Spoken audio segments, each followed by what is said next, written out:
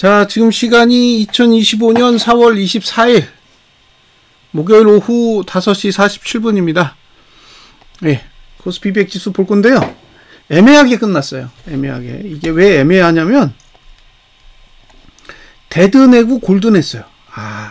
이게 하는 짓이 뭐 동네 양아치도 아니고. 자, 이제 잘 보세요. 자, 여기가 얼마냐? 328.18 여기 하나 있고, 그 다음에 얼마냐면 325.57 네, 여기 하나 있어요, 수치가. 자, 이제 쭉 설명을 드릴게요. 이건 조금 다른 내용이니까, 예, 참고하실만 할 거예요.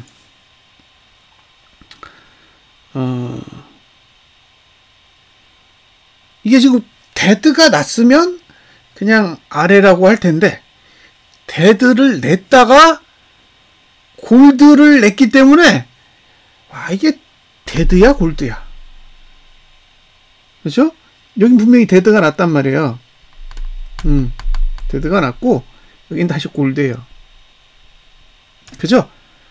예. 골드가 났습니다. 그러니까 데드 크로스 이후에 골드 크로스가 났는데, 데드 크로스를 내놓고 데드는 안 냈어요. 그리고 바로 골드로 돌렸단 말이에요. 그래서 저는 이게 이제 물음표예요, 물음표. 데드면은 이게 아래쪽으로 자리를 잡았겠구나 라고 할 텐데, 데드 골드 해놔가지고 이게 데드를 낸 게 이게 휩쓸인가? 아닌가? 모르겠어요. 자, 내일 얼마냐? 내일 얼마냐면 332.87이에요. 332.87. 그러면 이제 332.87이라는 숫자를 생각을 해봐야 돼요. 여기입니다. 여기 왜 수평선으로 안 그려지지? 수평선으로 좀 그려져야 될 텐데 안 그려지네요. 네. 여기에다 그어봐야겠다.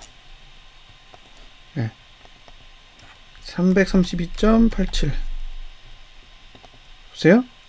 네. 이 332.87이라는 숫자가 어디냐면 현재 봉의 시가, 그 전봉의 종가예요. 자, 이제 설명을 드릴게요. 만약에 하락해, 네? 만약에 하락해요. 하락이 오면, 그러니까 미국 증시가 내리면, 이런 뜻이에요.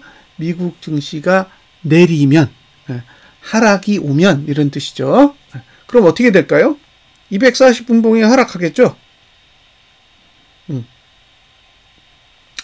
240분봉이 하락을 할 텐데, 그러면 240분봉이 하락하게 되면 어떤 일이 일어나느냐? 어떤 일이 일어나겠어요? 종가 투자 심리도가 내려가겠죠. 그죠? 네. 종가 투자 심리도가 내려가면 여길 깨야 돼요, 여길. 그죠? 여길 깨야 돼요. 종가의 기준이 저기니까. 근데 여길 깨려고 하다 보니까 저가가 깨질 것 같아요. 그럼 저가가 깨지면 저가 투자 심리도도 내려갑니다. 그죠? 그러면 여기가 깨지겠죠. 여기가 어디예요? 오늘 저가입니다.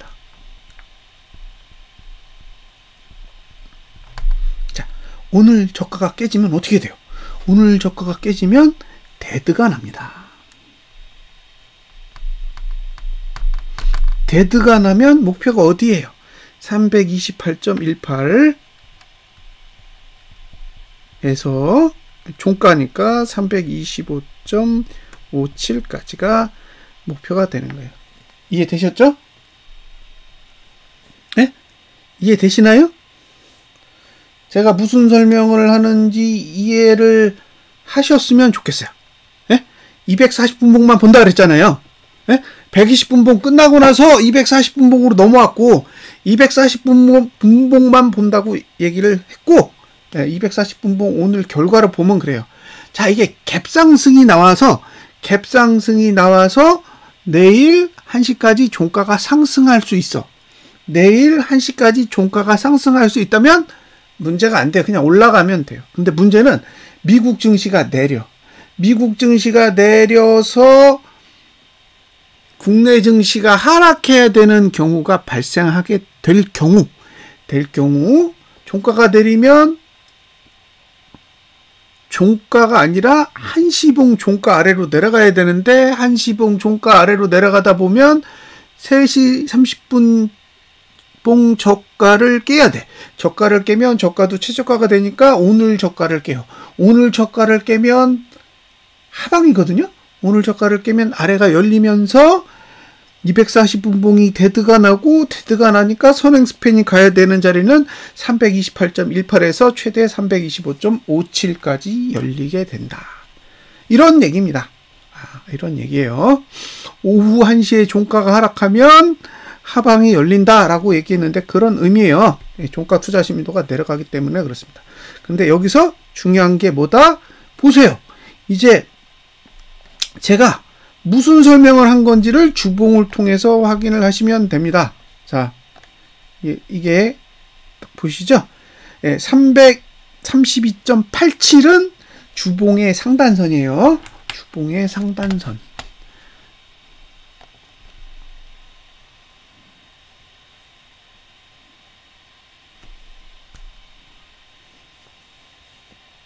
자, 여기요. 요 자리가 요 자리잖아요. 그러니까 주봉의 상단선을 의미하는 거예요. 자, 내일 내려오면 주봉 상단선 아래로 내려간다 이런 뜻이에요. 내일 미국 증시가 내려서 우리나라가 개파락이 오게 되면 주봉 상단선 아래로 내려가게 되면 일봉 저가를 깰 거라 그랬잖아요. 구조적으로 깨게 돼 있다고. 깨면 어디까지 간다? 여기요. 328.18 여기까지 갈 수 있다. 근데 그게 전봉 종가잖아요. 근데 여길 종가로 깬다는 얘기는 여기가 타겟이 되는 거라고. 이해하셨죠? 그러니까 내일 내리면 아래쪽으로 포지션이 잡히게 된다는 거예요. 내일 안 내리면 상관없어요. 오늘 저가 지키면 상관없다고. 근데 오늘 저가가 깨지면 저런 일들이 벌어질 수 있다라는 걸 염두에 두시라는 거예요. 그러니까 저는 내일 종가가 상승하든가 아니면 주봉 종가가 하락하든가예요.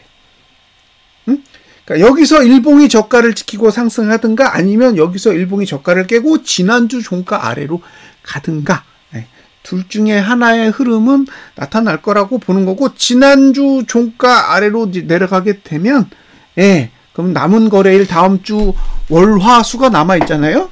그 월화수는 하방에 유리하게 작용할 가능성이 높다라는 거고 그 다음에 고민해 봐야 되는 거는 지금 아까 제가 다른 동영상에서 설명해 드렸잖아요. 종가가 2번 내리고 거래량이 2번 늘면 볼벤 20 하단선까지 열리는 거예요. 볼벤 20 하단선은 지금 현재는 310대에 있습니다. 310대. 지금 333인데 310대에 있다는 거예요. 그러니까 여기서 328까지 내린다라는 거는 310대까지 내려갈 수 있는 그런 공간을 연다라고 보셔야 돼요. 그래서 저는 여기서 일봉이 저가 깨면 현물 매수는 안 하셨으면 좋겠다라고 생각합니다. 현물 매수는 안 하셨으면 좋겠다. 제가 시황을 올리면서 무슨 얘기를 했냐면 이제 현물 추천 안 하겠다고. 그죠? 현물 분석도 안 한다 그랬잖아요. 안 하겠다라고 말씀을 드렸어요. 근데 갭상승이 왔죠. 갭상승이 왔어요. 그러면 분석을 안 했는데 갭상승이 왔으니까 어떻게 보면 잘못된 거잖아요. 근데 제가 분석을 안 한다라고 한 시점이 갭상승이 오기 전이잖아요. 그러면 제 분석이 적용되는 건 갭상승이 온 이후니까 지금 갭상승이 온 이유는 이미 330대까지 올라온 거잖아요. 뭐 330대까지 올라왔는데 무슨 분석이 필요해요. 포기하는 거지. 여기서 올라가면 뭐가 있나요? 지금 외국인이 지금 매도한 금액이 10조가 넘는데 이번 달만 해도 10조가 넘습니다. 10조 5천억 정도 돼요. 그럼 10조 5천억을 매도를 했는데 이 상황에서 제가 현물을 분석해서 현물 매수를 권유하는 게 맞는 건지 저는 그건 아닌 것 같아요. 그러니까 지수가 올라가서 제 분석이 틀릴 수 있어요. 그건 감내해야죠. 지수가 올라갈 수도 있고 내려갈 수도 있으니까 그런 부분에 대한 이슈는 감내를 해야 된다고 봐요. 근데 어느 날 갑자기 진짜 큰 개파락이 나와가지고 지수가 내려꽂는 날이 오면 분석을 안 했던 게 더 나았을 수도 있는 거죠. 그러니까 지금 상태에서 지수가 올라간다 이런 걸 부정하는 게 아니라 진짜 어느 날 갑자기 미친 듯이 내리는 날이 왔을 때 그때 주식을 들고 있지 않아야 된다라는 생각을 하기 때문에 분석을 포기하는 거죠. 지금은 계속 240분봉만 보시면 됩니다. 240분봉만 보시면 돼요. 다른 봉은 지금 검토 대상이 아니고 240분봉만 보시면 되고 주봉은 이미 상단선을 넘었잖아요. 주봉은 이미 상단선을 넘어서 332.87을 상회했기 때문에 저는 지금 입장에서 매수는 아니라고 보는 거예요. 외국인의 현물 매도, 개인의 현물 매수를 보고 주봉의 상단선 위에서 매수를 본다라는 것 자체가 제 입장에서는 부담스러운 거죠. 그래서 반복하지만 틀리면 어쩔 수 없는 거예요. 예? 지수가 올라서 제 분석이 틀렸어. 그게 어쩔 수 없다는 거죠. 네. 그러니까 제 입장에서는 어쩔 수 없다고 보는 거예요. 틀리면 그냥 비난을 받는 게 맞는 거지. 이 위치에서 매수를 권유하는 건 정말 아니지 않을까라고 일단 저는 그렇게 생각합니다. 자, 30분봉 되든 안 나? 안 났죠. 30분봉이 되든 하는 조건은 대충 이 정도 330.57 정도가 무너져야 돼요. 그러면 요 정도까지 열리는 거죠. 1시간 봉이 데드 조건이 되나? 1시간 봉의 데드 조건이 안 보여요. 지금 상태에서 1시간 봉도 데드 조건이 안 보여요. 그러니까 지금은 그냥 딱 4시간 봉만 보면 될 것 같아요. 4시간 봉만 보고 대응 전략을 잘 세워보시면 좋겠습니다. 다른 봉은 지금 설명할 만한 건수가 없어요. 지금 다른 봉은 설명할 만한 내용이 없고 이주봉도 계속 데드잖아요. 지금 이주봉도 데드 상태를 계속 유지하고 있는 거라 얘는 그냥 뭐 어떻게 움직이든 이주봉은 뭐 어떻게 끝나든 상관없는 거잖아요. 340일 아래에 있는 상황에서는 뭐 봉이 어떻게 움직이든 유의미하지 않다는 거죠. 그리고 주봉도 아직은 유의미하지 않고 3일봉이 지금 이제 골드 여부를 고민해야 되는데 여기도 골치 아픈 거예요. 여기서 골드 내서 360대까지 갈 거예요? 357까지 가야 되는데 여기서 골드를 내면 356 라인까지 다시 가야 돼요. 근데 여기서 골드를 내려면 외국인이 매수를 해야 되잖아요. 매수를 할 만한 용기가 있을까요? 그게 문제인 거예요. 그러니까 여기서 골드가 여기서 골드가 나는 게 중요한 게 아니라 여기서 골드를 냈을 경우에 이만큼을 올려야 되는데 이만큼을 올릴 만한 자금의 흐름이 있나? 라는 거죠. 그러니까 여기서 357대까지 끌어올릴 만한 자금의 흐름이 이미 만들어져 있냐고 봤을 때 아니잖아요. 지금 매도만 얼만데요? 매도만 16조가 넘는데 그럼 16조가 넘는 매도 금액을 끌어안고 357까지 다시 가면 이건 뭐 자선 행사하는 것도 아니고 그래서 과연 여기서 이제 골드가 날 수 있을지 이 부분도 관건입니다. 그러니까 여기가 지금 피 터지게 싸울 만한 자리예요. 357까지 가기 싫으면 여기서 그대로 그냥 주저앉아야 돼. 응? 여기서 그대로 주저앉아서 328 아래로 내려가야 되고 328 아래로 내려가면 주봉이 하락하면서 322대까지 다시 내려가야 되고 322대까지 내려가면 이제 2개월 봉도 데드가 나는 그런 환경이 되겠죠. 어쨌든 오늘 미국 증시 하락하는지 잘 보시고요.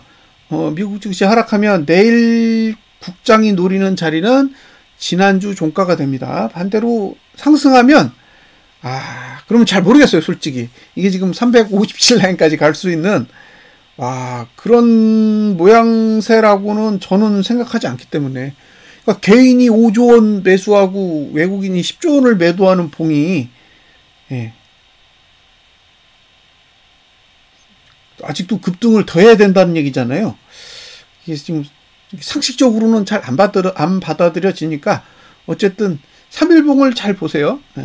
지금 중기적으로 봐야 되는 봉은 3일봉이고 단기적으로 봐야 되는 봉은 240분 봉입니다. 그래서 내일 종가가 하락하는지, 내일 종가가 하락하면 이제 오늘 저가를 깨고 지난주 종가 아래로까지도 일단 도전을 하는지가 체크사항입니다. 어떤 원리에 의해서 그 자리를 노리게 되는지에 대해서는 충분히 설명을 드렸고요. 자, 이제 이번 달 며칠 안 남았잖아요. 개인은 5조 3,816억 매수고 외국인은 10조 5,590억 매도예요. 제가 그 데이터 올리면서 보여드렸잖아요. 외국인이 10조 이상 매도한 건 2020년 3월달 빼고는 2020년 이후에 한 번도 없어요. 그러니까 10조 원 이상 매도를 해가지고 증시가 오른 경우가 아니라 10조 원 이상 매도가 한 번밖에 없다고. 10조 원 이상 매도가 한 번밖에 없어요. 그게 2020년 3월이고 저가 대비해서는 26% 빠졌습니다. 26%. 저가까지 26% 뺐으니까 참고하시면 좋을 것 같아요. 지금의 외국인 매도세만 보면 여기서 10%가 아니라 26%를 빼도 괜찮은 규모라는 거예요. 그만큼 지금 외국인의 유출 이 행위는 상당히 이례적이라고 보는 거죠. 큰 돈입니다. 2020년도 24.7조, 2021년도 25.6조, 2022년도 6.8조? 이게 다 매도예요. 매수가 아니라. 그리고 2023년도는 11.4조 매수, 2024년은 1.3조 매수인데 2년 동안 매수한 금액을 다 합쳐가지고 12.7조예요. 그러니까 24개월 동안 외국인이 매수한 돈이 12.7조인데 한 달 동안 매도한 돈이 10.5조면 2년치 금액을 거의 한 달에 매도하고 있는 거예요. 그래서 저는 이게 단순하지 않다라는 거예요. 이걸 뭐 어떻게 해석할지는 사람마다 다르겠지만 제 입장에서 이건 정말로 심각한 수준의 자금 흐름이라고 보는 거죠. 그래서 굉장히 안 좋게 보고 있는데 그럼 만약에 이제 이게 호전되려면 지금 상태에서 좋아지려면 외국인이 매수하고 개인이 팔아야 돼요. 날짜가 4거리밖에 안 남았으니까. 개인은 팔고 외국인은 사야 됩니다. 근데 외국인이 절대 안 사요. 응? 매도 금액을 줄이는 경우는 있어도 매수하지는 않는 거죠. 그래서 계속 최고치를 경신하고 있습니다. 그 말은 지금 10조 원대의 매도에서 그렇게 많이 줄이려고 하지 않는다라고 보여지고, 만약에 여기서 매도를 줄이지 않는다면 종가는 하락할 수 있지 않을까라고 계속 생각하는 거예요. 제가 제안 드린 숫자가 있죠. 제안 드린 숫자가 있습니다. 뭐 어떤 분이 하루 영상을 보시더니 별로 마음에 안 드셨는지 거꾸로 간다라고 말씀하시더라고요. 근데 솔직히 뭐 하루를 가지고 이야기하면 제가 할 얘기가 없어요. 자, 코 200 기준이고 코스피 기준이에요. 2481에서 2515 여기가 매도. 네, 그 다음에 327에서 332.5 여기가 매도죠. 네, 요 위치에서 월화수 기억하시죠? 월화수 안에 매도를 한다. 그러니까 곧버스를 산다죠. 곧버스 매수. 그리고 목, 금, 월, 화가 하방에 유리하다. 그죠? 그래서 여기는 보유한다죠. 보유. 자, 332.5도 왔고 2515도 왔어요. 그리고 수요일이 지났습니다. 목요일 돼서 지금 하락했죠? 네, 하락했잖아요. 제 입장에서 목요일부터 하락하기 유리하다라고 얘기했고 목요일날 진짜 하락을 했어요. 근데 이제 내일 하락하면 월말까지 뺄 거고 내일 하락하면 월말까지 빼겠다는 얘기고 내일 상승하면 월요일날 또 눈치 봐야 돼요. 그러니까 내일 상황 잘 보시고요.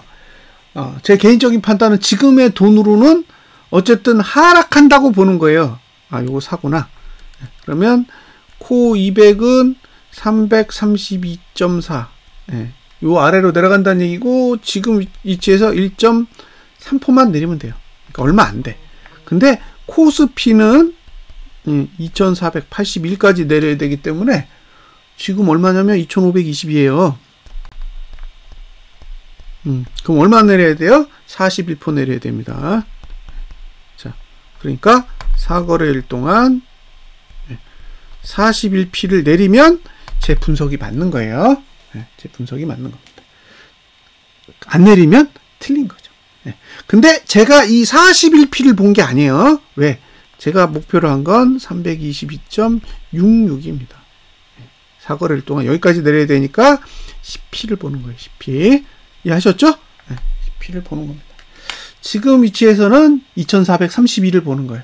2432니까 90포. 코스피 기준으로는 90포 하락을 노리는 거고 코스피 200 기준으로는 10포인트 하락을 노리는 겁니다. 이해되셨죠? 이렇게 되면 제 분석이 맞는 거예요. 이렇게 되면 제 분석이 맞는 거고 이렇게 안 되면 틀린 거죠. 그럼 틀렸으면 4월 말에 아이고 제가 분석을 잘못해서 틀렸습니다 라고 이야기하면 되겠죠. 뭐 제가 분석을 이렇게 했는데 틀렸어. 근데 맞는 것처럼 포장해 가지고 그럴 생각 없어요. 틀리는 게 부끄러운 게 아니잖아요. 이게 맞는 게 이상한 거 아니에요? 분석을 했는데 이게 맞아. 맞는 게 이상한 거죠. 틀리는 게 이상한 게 아니라 맞는 게 이상한 거예요. 그래서 맞으면 다행이고 틀려도 어쩔 수 없다고 봐요. 지금처럼 그 대통령의 말만 막 바꾸면 증시가 막 엉망진창으로 움직이잖아요. 이걸 어떻게 예측해요? 그냥 자금의 흐름과 구조만 보고 분석했을 때는 이런 식으로 해석할 수 있다라는 거고요.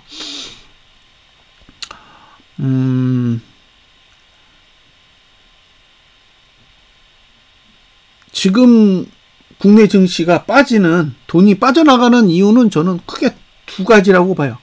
하나는 뭔가 있어. 뭔가 있어서 튀는 거야. 다른 하나는 관세 때문이야. 그죠? 이 두 가지로 생각해 볼 수 있잖아요. 하나는 관세 때문이 아니라 뭔가 다른 게 있는데 우리가 모르는 거죠. 그리고 두 번째는 실제로 관세 때문일 수도 있어요. 근데 외국인이 10조를 던졌단 말이에요. 그러면 관세에 대해서 우호적인 건가요? 적대적인 건가요? 예측이 안 됐기 때문인가? 그럼 예측이 안 되면 빼는 게 맞지 않아요? 예측이 안 되면 빼는 게 맞지 않냐? 왜냐하면 사야 되니까. 예측이 딱 됐을 때, 이게 나쁜 게 아니었구나. 그러면 밑에서 막 사가지고 올려야 돈을 벌죠. 근데 이거를 위로 계속 끌어올려 놓으면 이거는 올려서 팔겠다는 얘기지. 사겠다는 얘기가 아니잖아요. 그러니까 지금 상태는 관세라고 해도 관세에 대해서 긍정적으로 보고 있지 않다라고 생각되는 거예요. 이건 그냥 사람의 생각입니다. 차트를 보고 생각하는 게 아니에요. 그러면 이렇게 생각하는 거죠. 관세가 본질인가 아니면 다른 게 본질인가. 지금 미국과 중국 사이에 어쨌든 힘겨루기를 하는 거잖아요. 예, 그 힘겨루기를 하는 게 본질이고 관세는 도구잖아요. 그러니까 힘겨루기의 도구가 관세인 거지 관세가 본질이 아니라는 거죠. 그러니까 관세 문제가 해결되려면 본질적으로 힘겨루기가 합의돼야 돼요. 미국과 중국 간의 이 힘겨루기에 대한 서로의 이익이 부합되는 방향으로 합의가 돼야 된다고. 그 합의가 1차고 그 합의가 이루어지면 관세 문제는 당연히 해결되겠죠. 예? 근데 뒤에서 해결되는 건 아무것도 없어. 예? 아무것도 없는데 관세를 가지고 아무리 떠들어봐야 해결되지 않을 거라는 거죠. 왜? 관세는 도구이지 본질이 아니니까요. 그러니까 외국인이 도망가는 이유가 관세라면 관세는 해결되지 않을 거라는 거예요. 왜? 본질이 해결이 안 되니까. 이해관계가 서로 상충되는데 어떻게 합의에 도달하겠어요? 예? 우크라이나랑 러시아랑 아무리 휴전을 하려고 떠들면 뭐예요? 휴전이 될까요? 서로의 이익이 부합되는 쪽으로 합의가 이루어져야 된다니까요. 그러니까 그 시간만큼 협의되겠죠. 예? 우리나라도 예, 한국전쟁 할 때 예, 휴전 협상 꽤 오래 했잖아요. 그래서 지금 미국과 중국의 문제도 동일선상에서 보면 본질은 해결이 안 된다. 그러니 도구를 가지고 아무리 난리를 쳐봐야 예, 근본적인 문제는 달라지지 않으니까 결국에는 외국인은 튀는 거죠. 이게 아니라면 그냥 외국인은 관세랑 상관없는 우리나라의 뭔가 큰 문제로부터 회피하려는 의도가 있는 것일 수도 있죠. 그게 뭔지는 저는 몰라요. 그게 뭐 엔캐리 트레이드라면 엔캐리 트레이드일 수도 있고 뭐 다른 거일 수도 있는 거죠. 다만 노출이 되어 있지 않기 때문에 추정할 뿐 예, 증명할 수는 없죠. 차트를 분석하는 사람은 틀릴 수는 있어도 증명은 해야 돼요. 증명. 예? 그러니까 왜 이런 형태로 갈 수 있는지에 대한 논리적인 해석이 가능해야 된다고요. 그건 데이터를 가지고 설명을 하는 거예요. 그 데이터를 가지고 설명했는데 틀렸어. 틀릴 수 있어요. 왜? 돈 가지고 장난질 치면 얼마든지 차트로부터 다른 값을 이끌어낼 수 있습니다. 근데 차트를 분석하는 사람이 데이터를 벗어나서 해석할 수는 없다고요. 그거는 주술이죠. 예언이잖아요, 예언. 예? 그건 예언을 하는 거지 분석을 하는 게 아니기 때문에. 예. 그러니까 기술적 분석 자체는 데이터를 다루는 거예요. 그래서 데이터를 가지고 가공해가지고 예, 수치를 가지고 분석하는 거죠. 하지만 아시다시피 예, 이 관세나 이런 문제는 분석의 영역이 아니에요. 주술의 영역이지. 그래서 저는 분석할 수 없는 거예요. 제가 분석할 수 있는 최대치는 돈까지입니다. 그러니까 차트를 분석하고 봉을 분석하고 돈을 분석하는 것까지는 어떻게든 해볼 수 있어. 근데 그 윗단계는 분석이 안 돼요. 왜? 데이터가 없어요. 그리고 설사 데이터가 있다고 해도 그걸 누가 검증해줘요? 누가 검증해주냐고. 검증할 수가 없잖아요. 누가 이걸 객관적으로 다 정리해가지고 전달해주는 게 아니기 때문에 그런 문제가 있을 수 있다는 거죠. 자, 이제 사거래일 남았고 내일이 주봉을 결정하는 날이에요. 다음 주 수요일이면 월봉을 결정하고 내일은 이제 주봉을 결정하는데 내일 이제 1차전 하는 거죠. 주봉이 종가 하락했다. 그러면 저는 하방으로 간다고 일단 딱 판단을 내릴 거예요. 내일 주봉 종가가 하락한다. 그러면 이제 월말까지는 내리겠구나라고 저는 메시지를 전달할 겁니다. 그리고 내일 종가가 상승하면 아이고야 그럼 월요일날 시가 다시 봐야겠구나라고 변명을 할 거예요. 자, 여기까지 분석 마치겠습니다. 감사합니다.